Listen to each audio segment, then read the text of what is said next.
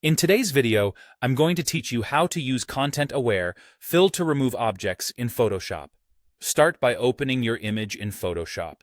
Take a moment to look at the object you want to remove and the surrounding textures. The more you understand what's around it, like sky, grass, or patterned walls, the better your selection will be and the more convincing the final result will look. Next, create a selection around the object you want to remove using any selection tool you're comfortable with. If you're dealing with a single, well-defined subject, the Object Selection tool is a great choice because it can automatically detect edges.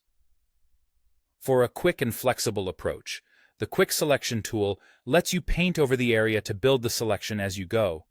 If the shape is irregular and you want maximum control, the Lasso tool allows you to draw freely around the object. And for areas that share a similar color or tone, the Magic Wand tool can pick those regions with a single click.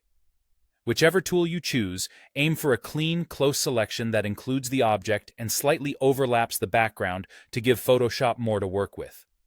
With your selection active, go to Edit and choose Content-Aware Fill. This opens a dedicated workspace. On the left, you'll see your image with a green overlay called the sampling area. That green region tells Photoshop where it's allowed to borrow textures from to replace your selection.